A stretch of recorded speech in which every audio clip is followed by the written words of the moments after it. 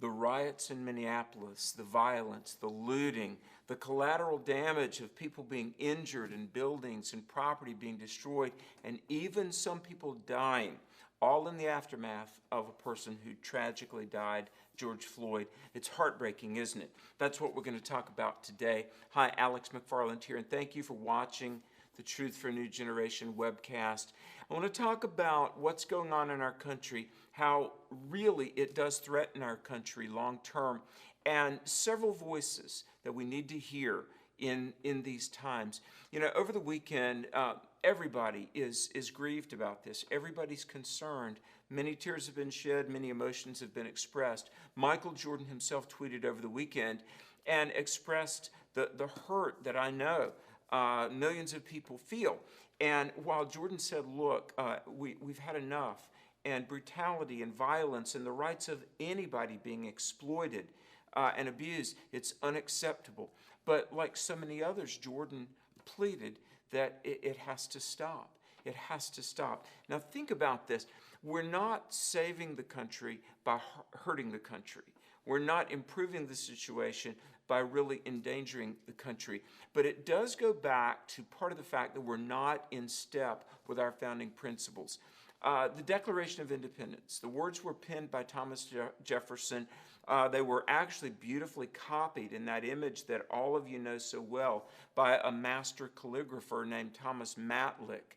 And in the Declaration of Independence, Jefferson wrote that all men are endowed by their Creator, capital C, that's God, with certain inalienable rights, among these life, liberty, the pursuit of happiness.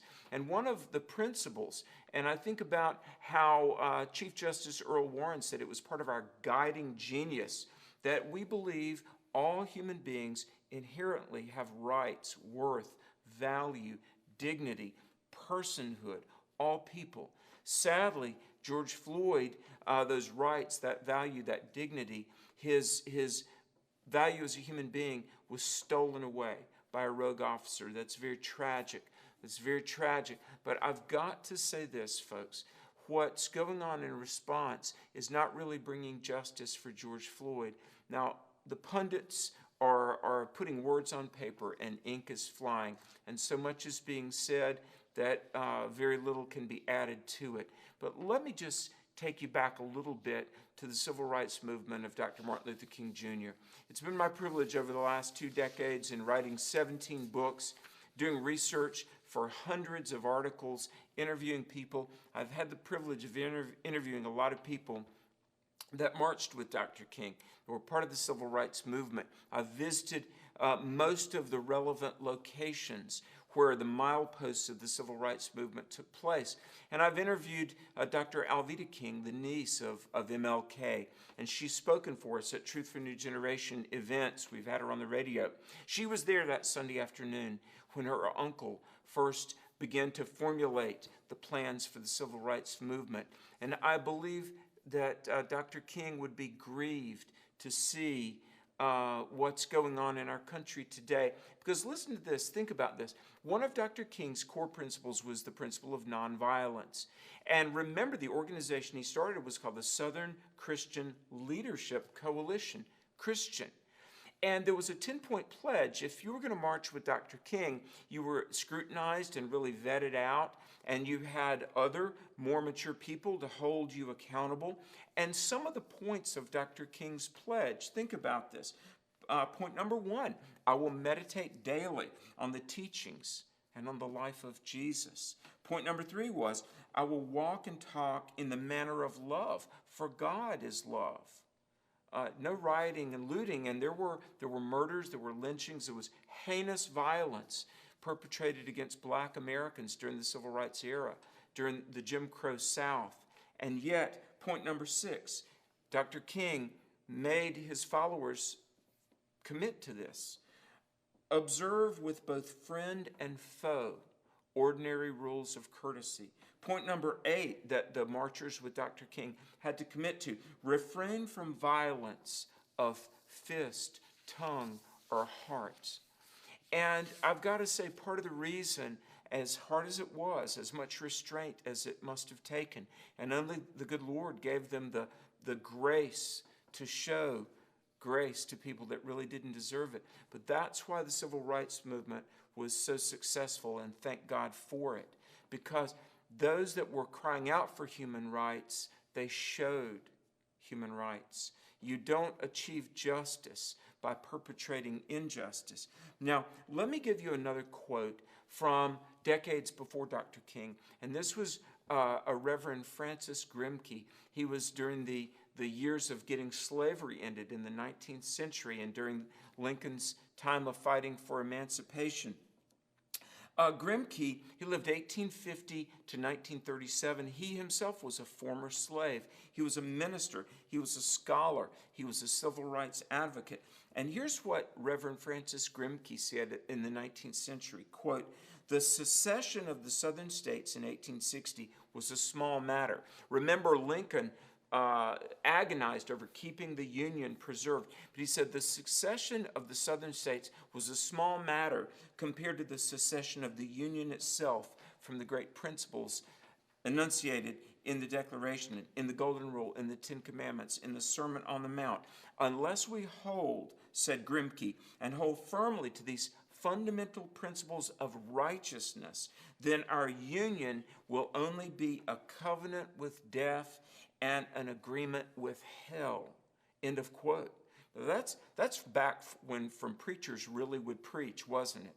But without God, without morality, without basic respect for our fellow human beings, even when we are the ones that are victims of what's been done wrong, Grimke was right. We're just headed to lawlessness and anarchy. Well, I want to transition here for just a moment, and we're going to come back in a minute, and we're going to talk about some voices that our nation desperately needs to hear from right now. But I want to answer a couple of questions, and I want to ask you to do a favor. And as you do this, you're going to be entered to win a book, my book, 10 Issues That Divide Christians. If you will share these things publicly, these webcasts, share publicly, and we're going to give away a book as we do every Friday. Now, this particular book that I wrote, I worked harder on this book than any of my 17 books. There are more than 200 footnotes, and we talk about all the major political issues like immigration and the environment and morality and the basis of our Constitution, American exceptionalism. And if you will share and like us, because we like you, we're going to give away this book on Friday, 10 Issues That Divide Christians. It's relevant, it's timely, it's informative whether you're a Christian or not. Let me say this also. Folks, I'm working on rebuilding my fall speaking calendar. Already calls are coming in. If you want me to come to your city, go to alexmcfarland.com. Be honored to speak with you about that. Okay, Dave from California asked this. Origins as how you believe or believe not to origins of life. Natural law has nothing really to do with religious beliefs, only part fact. This is false and misleading. Beliefs and politics have been established well before religion and the God game. And he goes on, he talks about, does your God send other gods to a fantasy hell, or are they at a tea party? Hey, by the way, Dave, thanks for watching. Thanks for the really good question. You know, as a professor and teacher, one of the things that we try to do, and I might come back to your question a time or two, one of the things that we teachers do is help a student frame the question. And there are parts of questions here. You're basically asking, what is the origin of religious belief? And I want to caution you, and I'm saying this with respect, because what I sense in your question, whether it's our origins of religious beliefs, just things people dream up, or what came first, politics or religion, and our fantasy gods sending other gods to a fantasy hell, you're flirting with something called reductionism, Dave. And reductionism is reducing or saying nothing but. In other words, religion is nothing but something dreamed up by man. Politics is nothing but people trying to control somebody. The idea of judgment in the afterlife is nothing but fantasy. One of the words you see if you read books about the origin of Judaism or Christianity or the Bible, scholars use a phrase called revealed religion. It's interesting, even non-believers, scholars of religion, talk about how non-theistic religions are basically kind of the same. Their works, you make a sacrifice, appease some deity, and the gods like Zeus or Demeter or Zoroaster, or the gods like at Burning Man, they're very much like humans, very capricious, very vengeful. But you look at the God of Mount Sinai and Judaism, a righteous God who loves humanity and sends his law and promises salvation. You look at Jesus, who says, love your neighbor, lay down your life for your friends. Greater love has no man than this. And what scholars recognize in, quote, revealed religion is something that man couldn't have dreamed up, wouldn't have dreamed up. And there are other reasons that I do believe the Bible is the Word of God. Amazing unity, amazing indestructibility, amazing fulfilled prophecy. And then as a Christian, I believe probably the most compelling proof of all that we are, yes, an atheistic universe, a moral universe, is Christ's resurrection from the dead. So Dave, thanks for watching. I'm going to unpack more of your question on Wednesday. And remember to share this and you're entered to win the book. But let's tie a bow on the news of the day. And I want to ask you to be one of the three voices I'm going to mention here. We need to hear from three voices at a time when our nation is on fire. Looting, rioting.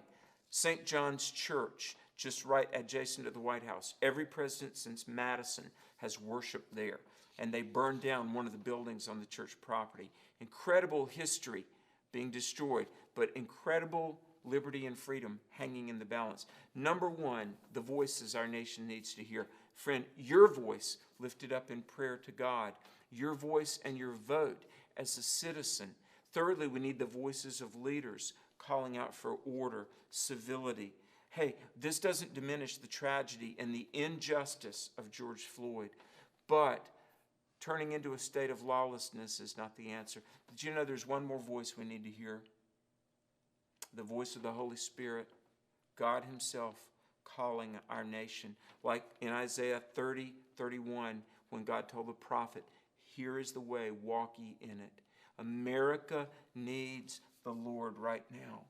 So be a voice of truth, be a voice of love, be a voice of justice, empathy, compassion, respect. Be a voice in prayer. And dear Lord, may we hear your voice at this time. And like Abraham Lincoln said, you know, a house divided against itself can't stand. May God bless this nation. May God help this nation. And may God save this nation. And don't forget, you can be a part of it. Thanks for watching. Please like. We're going to be back Wednesday. Until then, I wish you God's best in all things.